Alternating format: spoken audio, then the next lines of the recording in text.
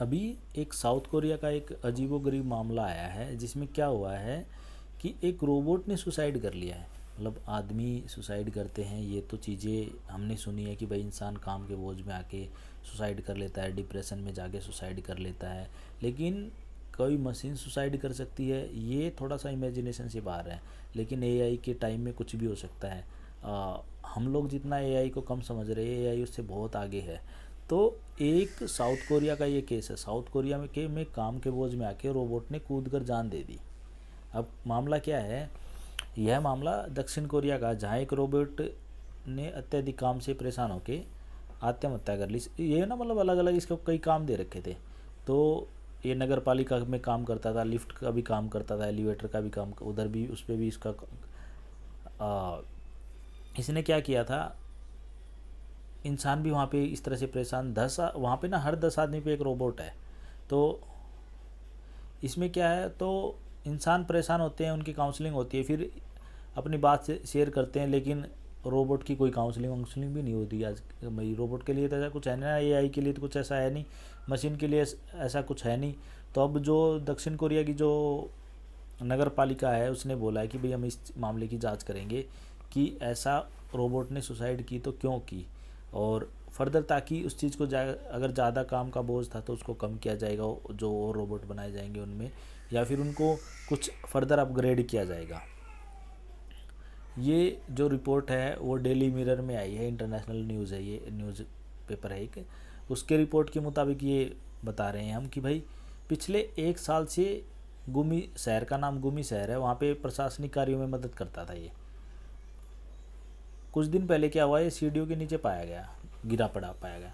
सीढ़ियों के नीचे गिर मतलब निष्क्रिय पाया गया। उससे पहले क्या था, ये ऊपर चक्कर लगा रहा था, तो ऐसे लग रहा था कि भाई बहुत परेशान है, चक्कर लगा रहा था। लोगों ने देखा कि भाई ये मतलब रोबोट इतना परेशान क्यों है, फिर इसने वहाँ से कूद के जान दे दी।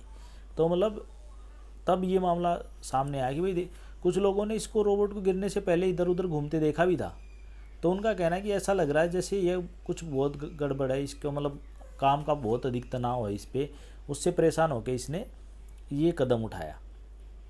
अब जो अधिकारी हैं नगर पालिका के, उन्होंने उसके जो अवशेष हैं या फिर उसके कल पुर्जे हैं उन्हें इकट्ठा कर लिया है, कंपनी को सौंप दिया है, जिसकी रोबोट कंपनी थी। ये रोबोट क्या कर सकता था, और रोबोट के अलावा ये लिफ्ट को बुला सकता था, ऊपर नीचे भी जा सकता था, मतलब लिफ्ट में ऊपर नीचे जा सकता था, लिफ्ट को नीचे बुला सकता था, लिफ्ट के ऊपर जा सकता था, कई तरह के काम ये कर सकता था दूसरे रोबोट से अलग। और यही केस की अगर हम बात करें ना, तो रोबोट से इतना काम कराया गया कि उन्होंने सीढ़ी से आत्महत्या कर ली।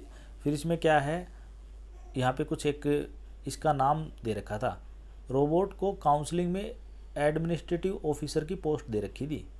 एडमिनिस्ट्रेटिव ऑफिसर था ये एक किस्म से। और अब ये बात फैली कि भाई रोबोट ने आत्महत्या कर ली, तो ये तो एक किस्म से इंटरनेशनल न्यूज़ बन गई।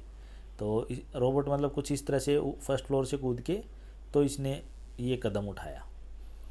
अब ये किस तरह का काम करता था अगर हम बात करें, तो कब काम करता था, किस तरह का काम करता था, ये 9 से 6 के बीच में काम करता था, पब्लिक सर्विसेज करता था, इसका कार्ड भी बना हुआ था। और ये लिफ्ट में भी, एलिवेटर का भी, ऑपरेशन का भी काम दिया हुआ था इसे। तो कुछ लोगों का कहना ये है कि काम के दबाव में आके उसने ये कदम उठाया है। साउथ कोरिया में क्या है, हर 10 आदमी पर एक रोबोट वहाँ पे काम कर रहा है। तो मशीन की तो लोगों को कोई ऐसा नहीं मानते भाई मशीन में कोई जान है, उसमें कोई फीलिंग है, उसमें कोई मतलब मशीन को तो मतलब निष्क्रिय किया जा सकता है। तो इस रोबोट ने सुसाइड किया, तो अभी देखो आने वाले टाइम में क्या होता है। इस बारे में आपकी क्या राय है, आप मुझे कमेंट करके बता सकते हैं। आप मेरे चैनल को सब्सक्राइब कर लीजिए, अपने दोस्तों के साथ इसे शेयर कर दीजिए।